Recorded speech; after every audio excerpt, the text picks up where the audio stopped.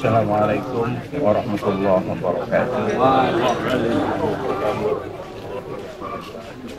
Alhamdulillahirabbil alamin.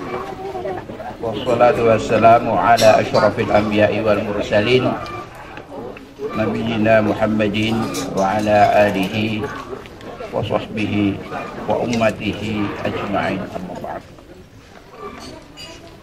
Syukur alhamdulillah kita panjatkan kehadirat Allah Subhanahu wa taala yang telah memfasilitasi kita sehingga pada pagi ini kita dapat bertemu untuk sebuah tazkirah, sebuah kajian. Kalau disebut tausiah itu saya agak keberatan. Tausiah itu artinya wasiat. Saya lebih baik tazkirah saja, peringatan. Kita mempelajari sesuatu untuk kita ingat-ingat.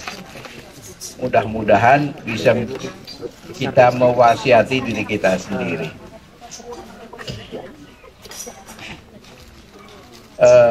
Ibu-ibu sekalian,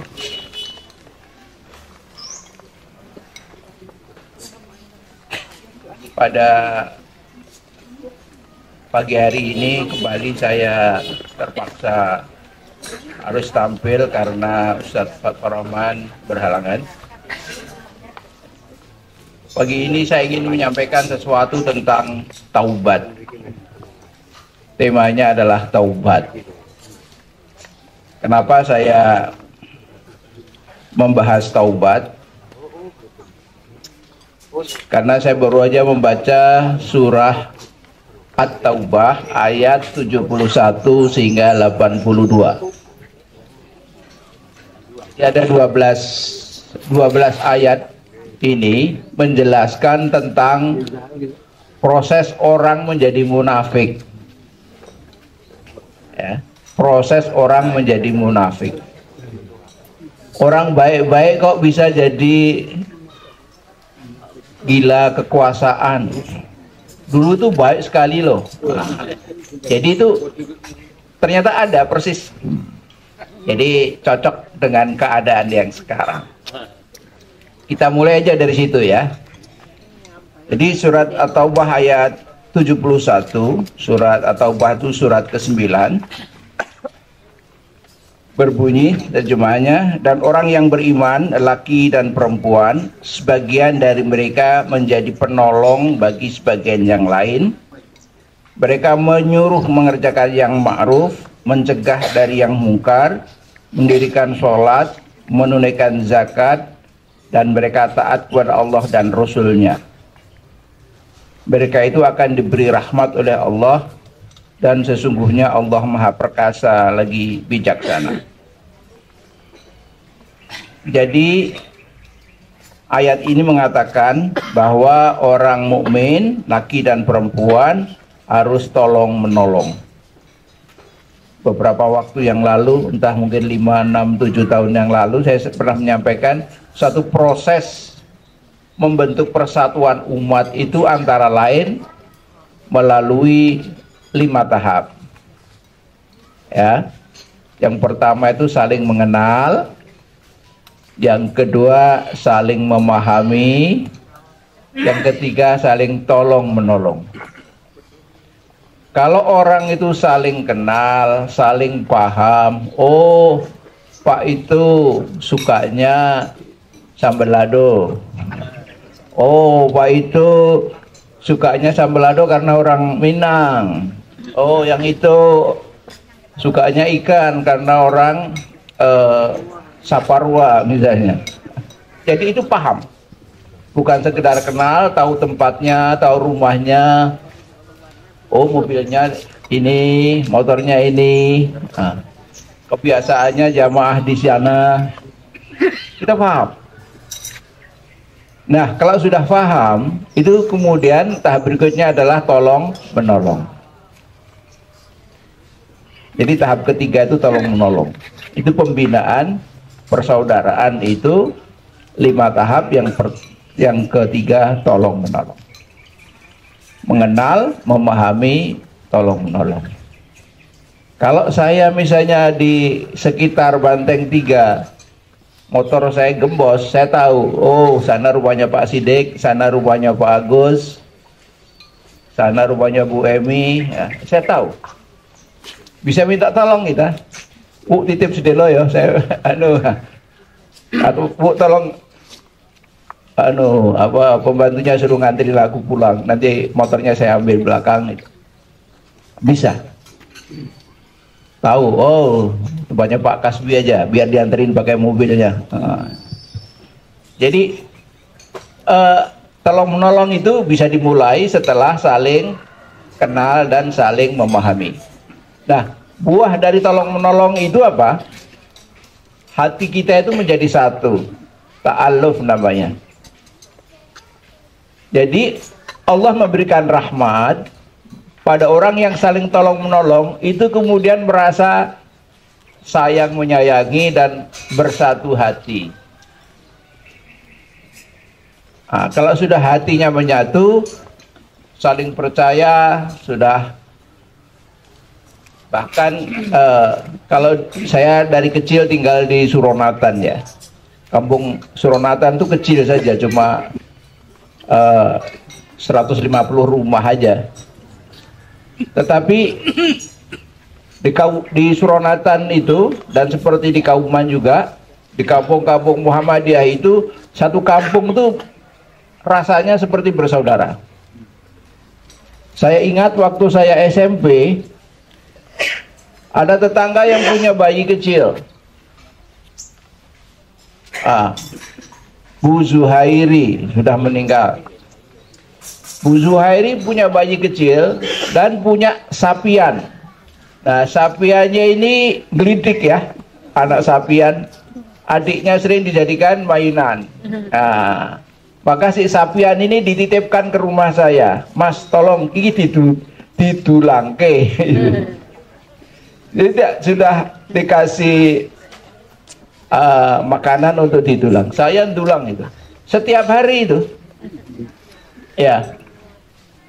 Jadi sudah seperti ta'aluf, sudah menyatu, tolong menolongnya sudah begitu. Sak kampung bersaudara.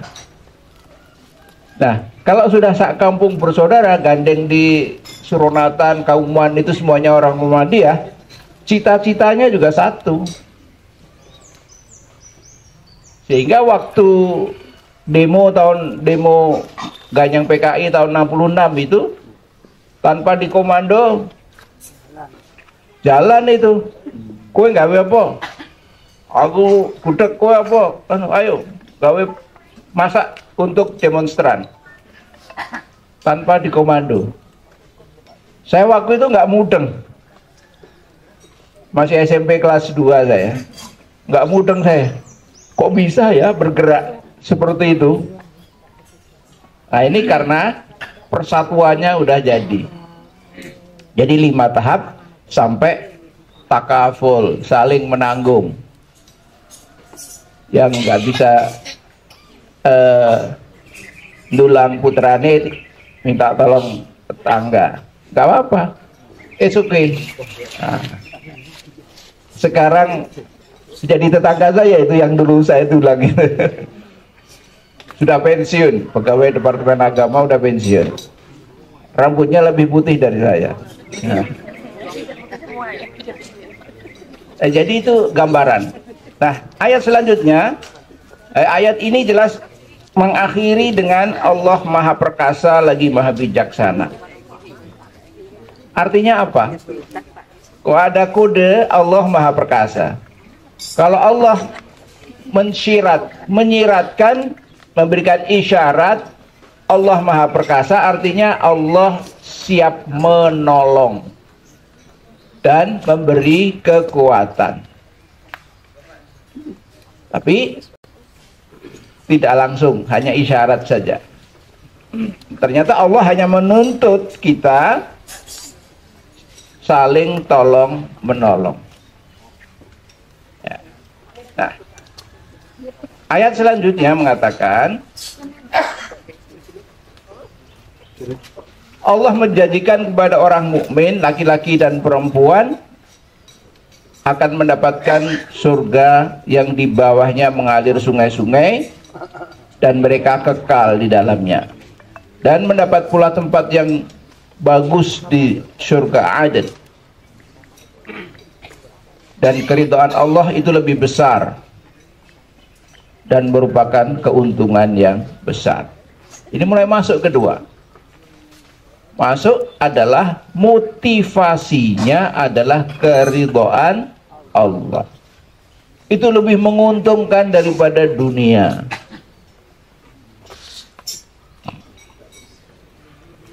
Sekiranya dunia ini sebesar ini adalah emas, itu beratnya 45 miliar triliun ton. Itu menurut surat Ali Imran ayat 90 itu jelas bahwa iman kita lebih bernilai dari emas sebesar bumi. Berarti dikasih emas sebesar 45 miliar triliun ton, 45 kali 10 pangkat 21 ton, itu masih lebih berharga iman kita yang kita sendiri tidak pernah puas. Sudah bisa untuk masuk surga apa belum ya? Kadang-kadang ragu kita, cukup apa urung ini untuk mlebu surga.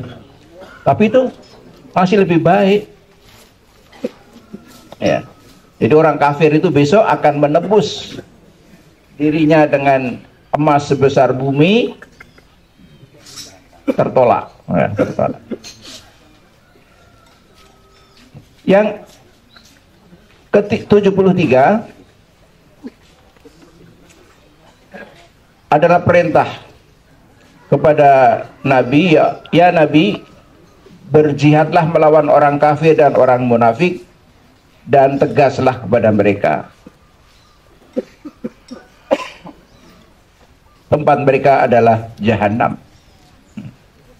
Jadi kalau kita bersatu tolong menolong, kita bisa tegas. Seapi-api mereka pasti cuma akan jadi masuk neraka jahanam. Kita pede aja minta pertolongan Allah. Nah, yang ayat saya lompati saja.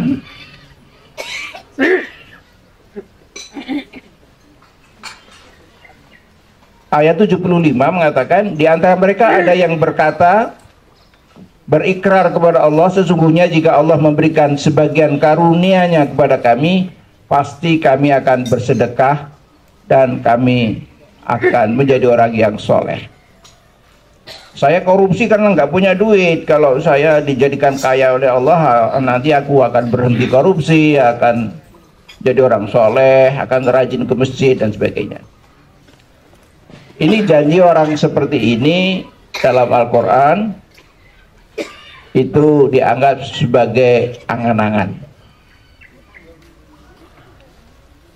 Allah tidak perlu janji-janji seperti ini, yang perlu adalah amalan konkret. Jadi walaupun kita hidup belum enak-enak banget, masih keporo, masih banyak susah, itu ya tetap sedekah. Allah menyukai orang kaya yang bersedekah, tapi lebih menyukai orang melarat yang bersedekah. Hadisnya sahih. Jadi di ayat-ayat selanjutnya akan tampak bahwa orang yang berikrar untuk bersedekah dan sebagainya itu akhirnya menjadi munafik karena satu, tadi banyak angan-angan. Aku mau soleh kalau begini, begini, begini. Soleh tapi pakai syarat. Ini awal dari munafik. Ya. Yang kedua, menghina sesama mukmin. Saya pernah kaget, ada orang ngerasani saya tapi pakai istilah lain. Saya tidak tahu bahwa yang dimaksud itu saya. Ngerasani saya di sebuah masjid sesudah saya selesai khutbah. Oh, ternyata beda organisasi. Ya. Oh, di luar negeri kan kita nggak pernah mikir organisasi. Wong Indonesia, wong Islam, salat bareng kan gitu. Ya, waktu itu saya pakai baju warna batik hijau. Apa yang dia katakan? Iki kita hijau neng blerengi katanya. Saya bingung sampai rumah baru, oh iki srengenge mare blereng. Ijone padha neng sijine blerengi dia bener. Hal-hal semacam ini jangan dibiasakan. Ini juga awal menjadi munafik. Menghina orang mukmin. Yang ketiga, bukan orangnya yang dihina, tapi amalnya yang dihina. Sombong menganggap amal saya lebih baik dari amal dia. Ini juga bisa menjadi bibit menjadi munafik. Jadi yang keempat, rakus pada dunia. Jadi kalau kita baca satu-satu, kita simpulkan ayat 71 sampai 82 ini adalah ada orang yang mula-mula itu baik, humble, belusuan ke pasar, ke korong-korong gitu ya mungkin. Tapi lama-lama kelakuannya jadi kelakuan munafik. Itu prosesnya itu ditunjukkan dalam Quran itu. Jadi jangan melihat dulu, yang melihat sekarang. Itu perintahnya. Mereka berpotensi taubatnya ditolak. Nah, karena itu saya tertarik membahas kata taubat dalam Al-Quran.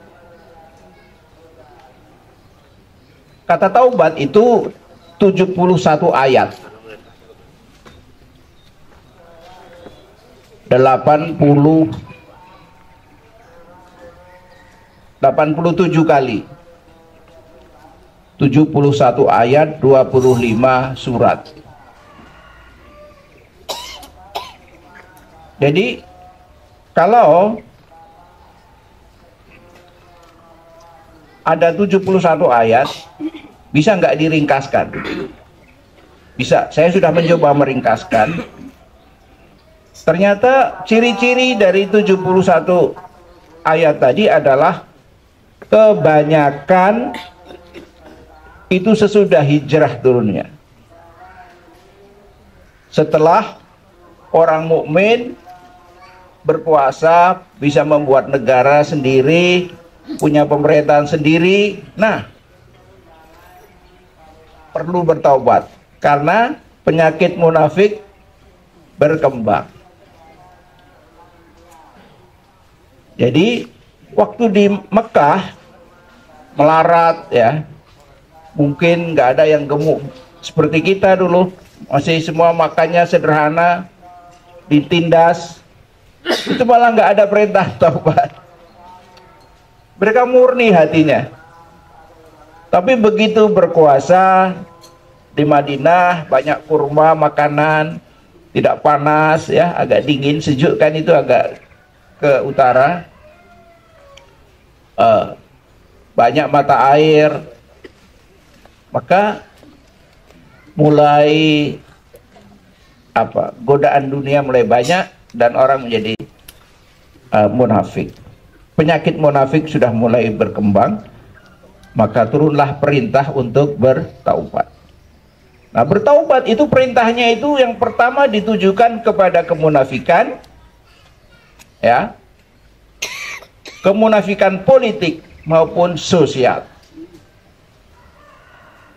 Jadi taubat dari kemunafikan politik, pengingkaran terhadap Rasulullah sebagai penguasa Madinah, maupun sosial, pengingkaran terhadap umat Islam.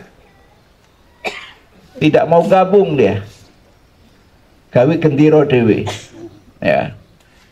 Dan yang kedua, taubat dari tauhid, dari mempertuhankan selain Allah. Jadi kepada tauhid dan pada pengingkaran, dan pengingkarannya terbagi dua, pengingkaran politik dan pengingkaran sosial. Jadi kesimpulannya apa? Taubat itu perlu dilakukan supaya Allah menjaga kita dari perilaku hati kita, niat kita, supaya tetap murni untuk ridha Allah, dan perilaku sosial politik kita. Maka perilaku sosial politik dan perilaku hati kita perlu dibentengi dengan taubat. Ya. Jadi surat An-Nasr, inna a'tainakal kautsar fasholli li rabbika wanhar, inna bukan An-Nasr, fasabbih bihamdi rabbika wastaghfir innahu kana tawwaba. Allah pemberi taubat. Surat An-Nasr, bukan Al-Kautsar ya. An-Nasr itu ayat terakhir. Itu masih umum. Karena apa? Ini datang pada saat, surat ini datang pada saat Fathu Makkah. Pada saat Fathu Makkah, maka diingatkan oleh Allah, hati-hati, ada bahaya mengintai. Bahaya sosial politik maupun i'tiqad hati. Surat An-Nasr ini adalah surat kata yang terakhir, ayat yang terakhir yang menggunakan kata taubat.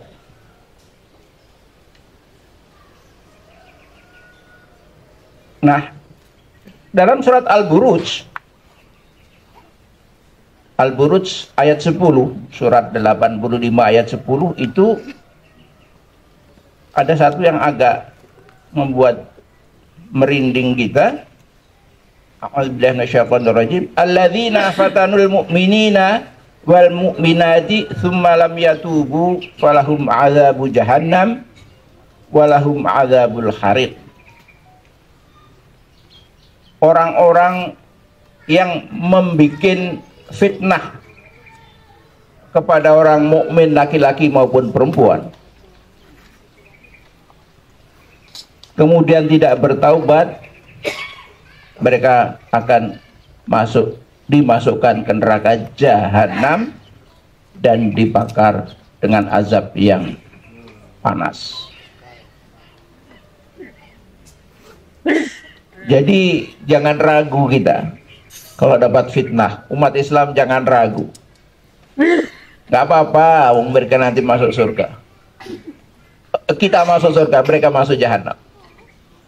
Jadi tenang saja. Ini cara Allah membesarkan hati orang-orang mukmin. Kalau Allah sendiri sudah membesarkan hati orang mukmin, masa kita nggak percaya? Masa kita masih sempat gundah? Nah. Di samping itu, surat Al-Muzammil,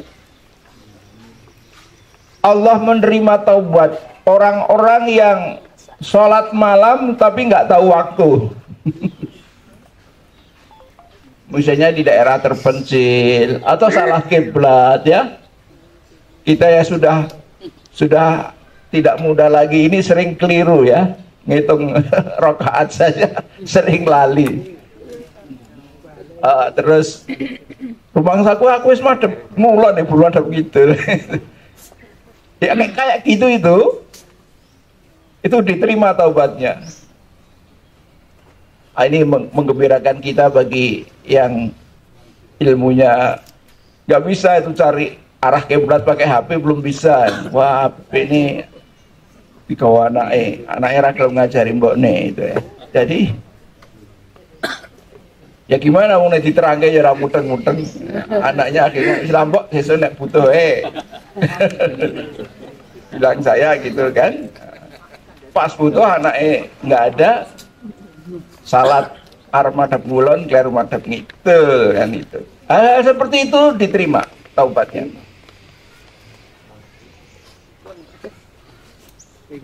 Yang selanjutnya surat Al-Mujadilah ayat 13, penting. Tapi ini penting, tapi sudah insya Allah tidak masalah bagi kita. Jaminan Allah bahwa orang yang bersedekah tidak akan miskin.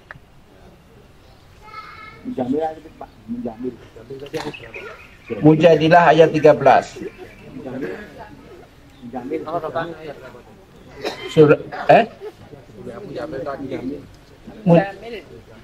Oh, yang Muzamil tadi.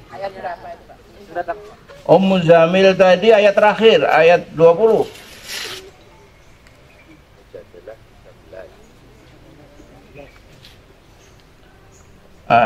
Surat Al-Mujadilah ayat 13, jaminan bahwa sedekah tidak akan menjadikan miskin. Ibu-ibu, ini ada satu yang sering kita salah, padahal barang ini penting, yaitu bahwa orang tua adalah tanggungan anak. Kalau seorang anak tidak bisa bersedekah karena harus membiayai orang tua, itu nggak apa-apa. Jangan sok aku tangguh sedekah ya mbok, sampean poso sik, nggak ada ceritanya. Orang tua itu tanggungan anak. Biyen anak dadi tanggungane wong tua. Nek wis sudah waktu berganti juga bertukar. Orang tuanya sudah krepo. Ya.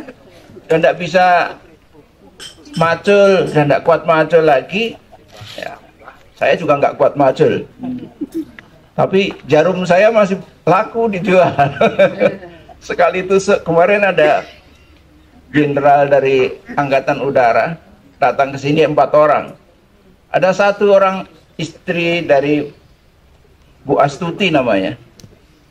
Bu Astuti itu istrinya Pak Nurullah, jenderal namanya Nurullah. Tinggi besar.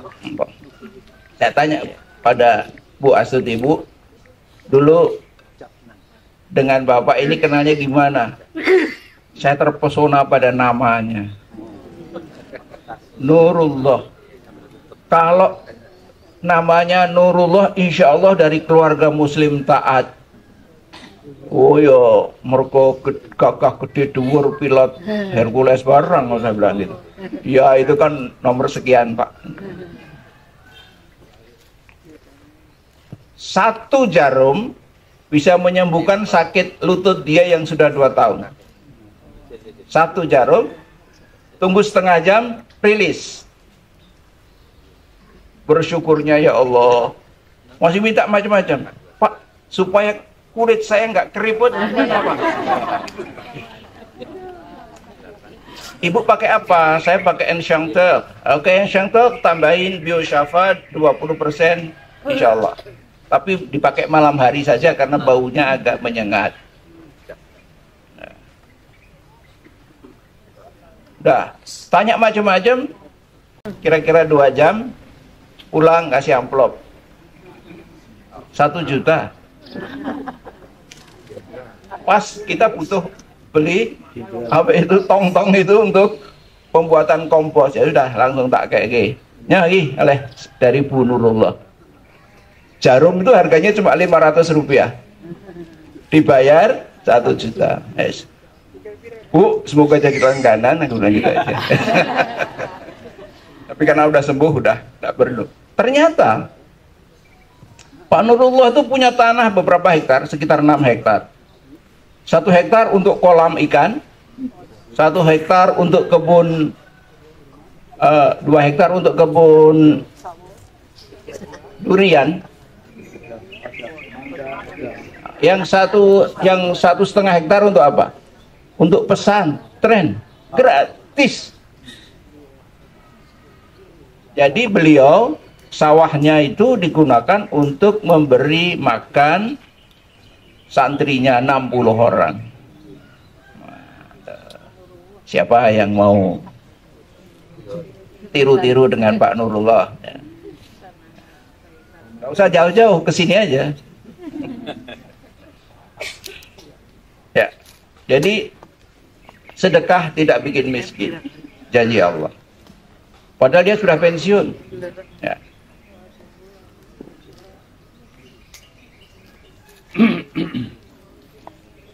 Jadi kesimpulan yang lain adalah ada kuartologi.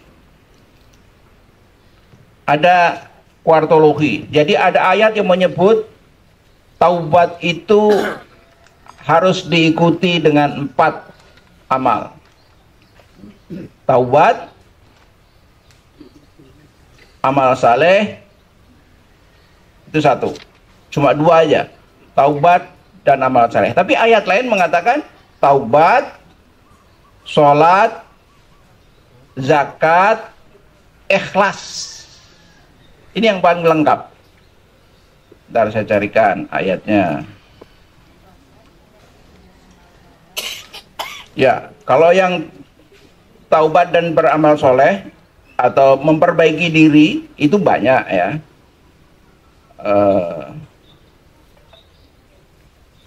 Misalnya Al-Baqarah 160. Taubat, memperbaiki diri dan mengaku, itu yang 160 Al-Baqarah. Ya. Tapi ada juga yang kuartologinya, ada trilogi lagi, At-Taubah ayat 5. Taubat, sholat, zakat. At-Taubah ayat 5 dan ayat 11. Sama.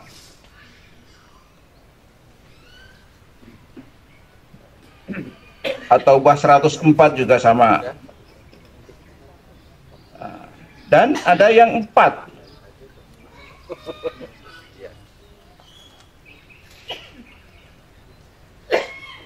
Yang 4 mana? Di ini. Surat An-Nisa 146. Jadi ada 4, yaitu taubat, perbaikan diri, kemudian konsisten, dan ikhlas. Sering orang bertanya, "Jur sing bener sing ngendi? Kok werna pirang-pirang? Ana sing loro, ana sing telu, ana sing papat." Bener kabeh. Itu satu menjelaskan kepada yang lain. Misalnya kalau ada orang bertanya, Pak Sugeng yang mana ya? Oh, Pak Sugeng itu loh yang tinggi besar. Betul tak? Pak Sugeng itu yang mana? Itu loh yang hobinya mobil antik. Betul tak? Pak Sugeng yang mana? Itu loh ahli nanam buah. Yang dalamnya lor pasar Kolombo gitu. Benar semua. Kalau semua digabung jadi saling melengkapi. Jadi jangan pernah kalau dengan ayat Quran jangan mempertentangkan satu dengan yang lain.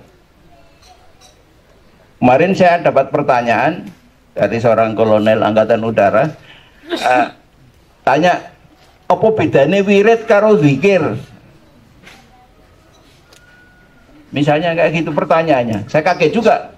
Loh, kira tahu ngaji neng MCI gitu. Pertanyaannya masih simpel sekali.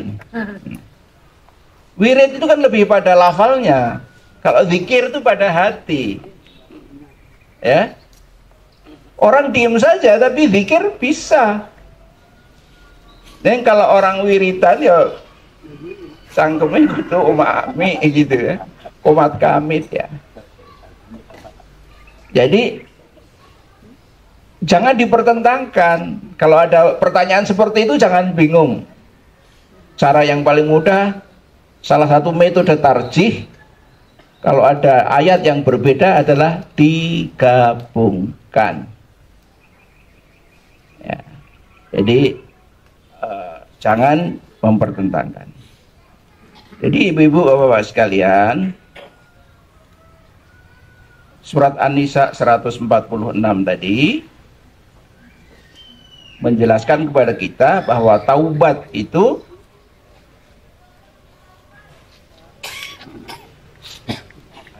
alhamdulillah nggak jadi wain.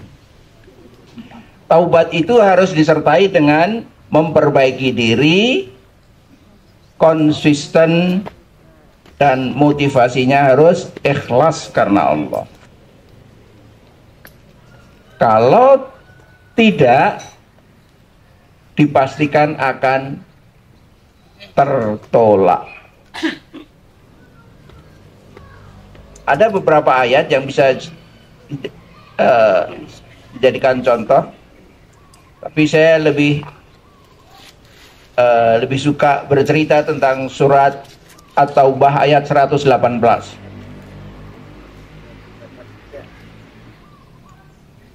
At-Taubah surat 9 ayat 118.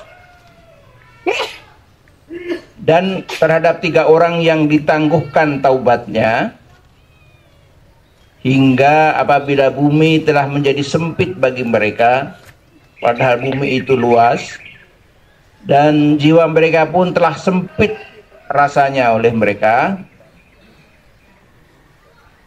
serta mereka telah mengetahui bahwa tidak ada tempat lari dari siksa Allah melainkan kepadanya saja.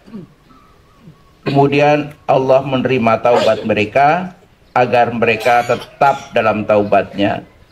Sesungguhnya Allah Maha menerima taubat lagi Maha penyayang. Ini cerita tentang perang Tabuk. Perang Tabuk.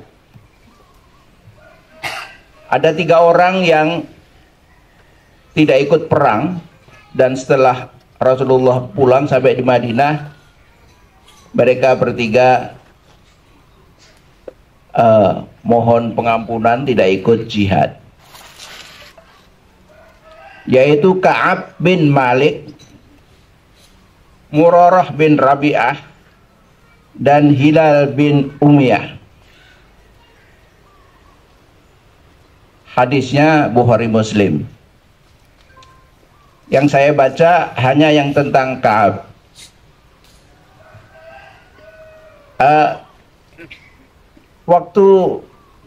Waktu itu Ka'ab baru menikah, manten anyar. Kemudian ada, sebelum itu perang Tabuk sudah diumumkan, kita akan menyerbu ke Tabuk, cukup jauh. Apa yang dilakukan Ka'ab? Dia beli kuda yang terbaik, dia beli panah yang terbaik, dia beli senjata yang terbaik. Tapi pas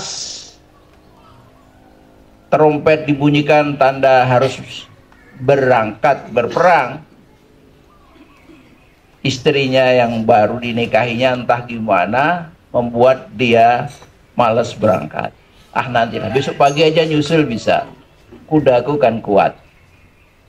Begitu mundur-mundur sampai akhirnya nggak jadi berangkat, sehingga dia menyesal sekali.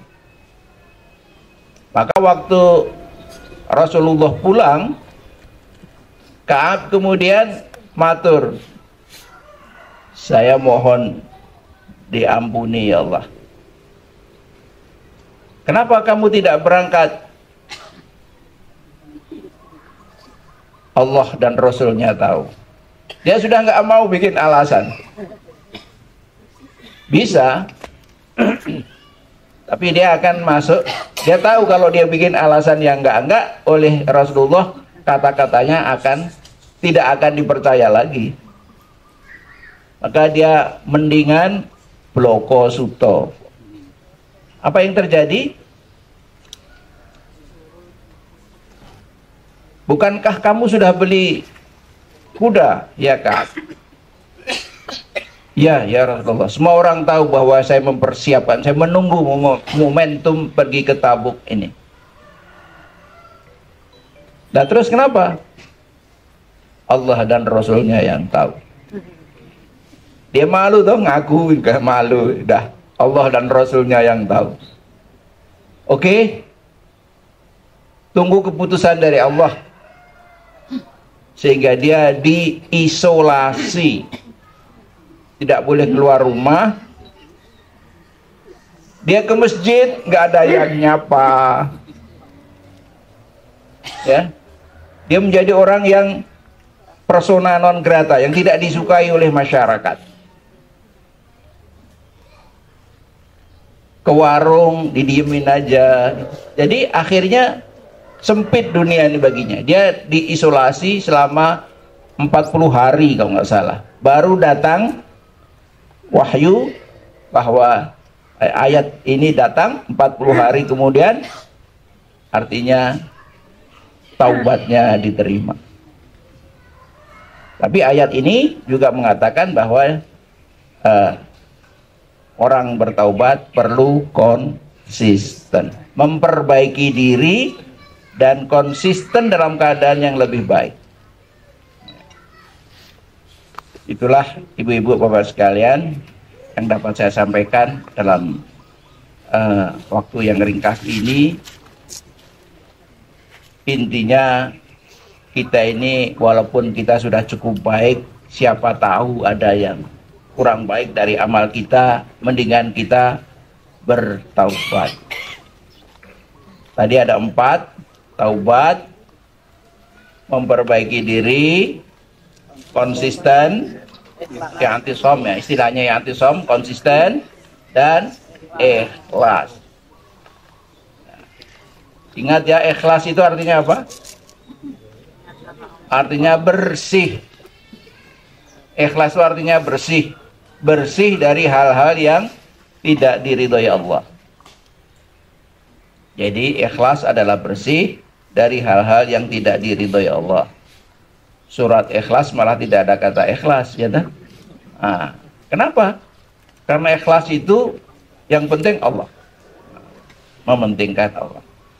Mudah-mudahan yang sedikit ini, sedikit apa banyak? Banyak. Wah, kayak 70 ayatnya oke. Pancen ganding.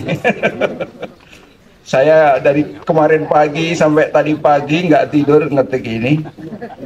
Jadi nggak apa-apa.